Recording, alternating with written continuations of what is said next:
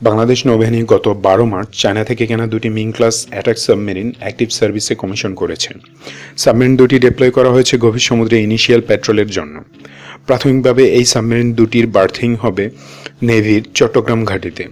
পরবর্তীতে নৌবাহিনী তাদের হাই ভ্যালু অ্যাসেট যেমন আধুনিক frigate, missile boat, submarine, anti submarine warfare aircraft সহ এ ধরনের যুদ্ধাশ্রয়ের ঘাঁটি হিসেবে পটুয়াখালীতে নির্মিতব্য রাবনাবাদ নেভাল বেসকে ইউজ করবে। রাবনাবাদে একটি কম্বাইন্ড সামরিক ঘাঁটি করা হচ্ছে, যেখানে থাকবে নেভির সবচেয়ে বড় আর অত্যাধুনিক নেভাল বেস, একটি স্বয়ংসম্পূর্ণ সাবমেরিন বেস সহ। নেভির এয়ার উইংয়ের জন্য একটি পরিপূর্ণ এয়ারফিল্ড করা হবে। সাথে থাকছে বাংলাদেশ আর্মিরও একটি ক্যান্টনমেন্ট। এই সেনাঘাঁটিটি হবে এয়ারবেস লাগোয়া, যেখানে আর্মির এয়ার অপারেশনের জন্য থাকবে আলাদা রানওয়ে এবং হ্যাঙ্গার। সাবমেরিন বেসগুলো হলো one of the most highly secured military installation. এর নিরাপত্তা বিধান করা হয় সব দিক থেকে, যেন ক্লাসিফাইড কোনো তথ্য বা চিত্র ফাঁস না হয়। বাংলাদেশ নেভি সাবমেরিন বেসে সাবমেরিন ফোর্সের জন্য প্রয়োজনীয় সমস্ত ফ্যাসিলিটিস রাখা হবে। Maintenance, refuelling, crew accommodation, hospital, বিনোদন সহ যাবতীয় সকল ব্যবস্থা রাখা হচ্ছে। এখানে বাংলাদেশ নেভি সাবমেরিনারদের ট্রেনিং, ডকট্রিন ডেভেলপমেন্ট সহ ইত্যাদি সব ব্যবস্থা থাকবে। সাবসারফেস ওয়েপন সিস্টেম বা সাবমেরিন হলো অত্যন্ত দামি এবং কার্যকর ডেটারেন্ট, তাই সাধারণত বেসগুলোতে সর্বোচ্চ নিরাপত্তা বিধান করা হয়ে থাকে। এই জন্য প্রয়োজনে সাব বেজের কাছাকাছি আর্মি মোতায়েন করা রাখা হয় কিংবা একটা ক্যান্টনমেন্ট থাকে। বাংলাদেশ প্রতিরক্ষা বিভাগ বাংলাদেশ নেভির সাবমেরিন বেজের কাছে এজন্য আর্মি ক্যান্টনমেন্ট স্থাপন করছে, যেখানে বেজের পূর্ণ নিরাপত্তার জন্য এয়ার ডিফেন্স সিস্টেমও মোতায়েন রাখবে সেনাবাহিনী।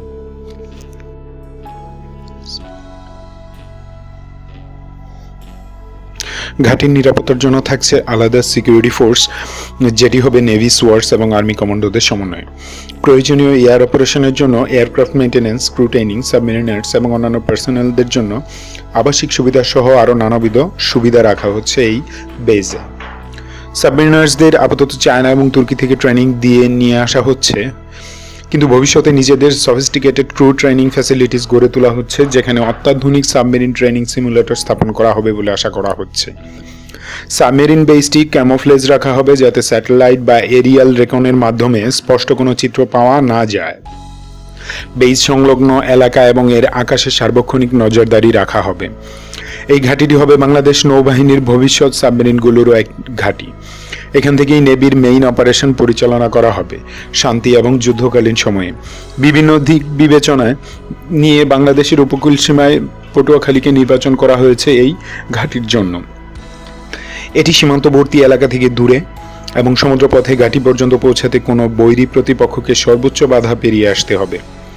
আক্রান্ত হলে সাথে সাথে যেন নিরাপত্তা শক্তিশালী করে ঘাঁটি রক্ষা করা যায় এবং বাইরের সাহায্য পাওয়া পর্যন্ত টিকে থাকা যায়, তার জন্য কৌশলগতভাবে এই স্থান নির্বাচন করেছে সামরিক পরিকল্পনাবিদেরা। ঘাঁটির অবস্থানের কারণে পিছিয়ে থাকা এই এলাকারও সার্বিক উন্নয়ন ঘটছে। উন্নত করা হচ্ছে যোগাযোগ ব্যবস্থা, নতুন রাস্তা, পানি ব্যবস্থাপনা, শিক্ষা প্রতিষ্ঠান, সাপ্লাই লাইন সহ প্রয়োজনীয় সকল অবকাঠামো নির্মাণ করা হচ্ছে এখানে। বাংলাদেশের সাবমেরিন সংগ্রহের পরিকল্পনা সেই 2004 সাল থেকে। তখন মন্ত্রিপরিষদ এর এক মিটিংয়ে 2012 সাল নাগাদ অন্তত 4টি সাবমেরিন পরিচালনার জন্য লক্ষ্য নিয়ে একটি পরিকল্পনা গ্রহণ করা হয়েছিল, যেটি পরবর্তীতে রাজনৈতিক গোলযোগের কারণে বাতিল হয়ে যায়। তখন জার্মানির থাইসেন গ্রুপের U209 অথবা জার্মান প্রযুক্তিতে নির্মিত টার্কিশ U212 ক্লাসের 4টি সাবমেরিন কেনার জন্য দেশ দুটির সাথে আলোচনা শুরু হয়েছিল এবং সেই আলোচনার প্রভূত অগ্রগতিও সাধিত হয়েছিল। দুটি মিং ক্লাস সাবমেরিনই আমাদের শেষ নয়। বাংলাদেশ অন্তত 6টি সাবমেরিন মোতায়েনের লক্ষ্য নিয়ে এগিয়ে যাচ্ছে। ডিফেন্স আপডেট বাংলাদেশ চ্যানেলটি সাবস্ক্রাইব করে রাখুন। আমরা আশা করছি খুব শীঘ্রই এ ব্যাপারে পর্যাপ্ত তথ্য জানা যাবে এবং সাথে সাথেই আমরা আমাদের ভিউয়ার্সদের এ ব্যাপারে আপডেট জানাবো। ততক্ষণ ভালো থাকুন, দেশকে ভালোবাসুন, দেশের সত্যিকারের বীরদের চিনুন, দেশীয় পণ্য কিনুন, বাংলাদেশের অমঙ্গল কামনাকারীদের চিনে তাদের সব পণ্য এবং সেবা বর্জন করুন, জাত্যাভিমান এবং জাতিসত্তাবোধের ব্যাপারে সচেতন হন। বাংলাদেশ জিন্দাবাদ।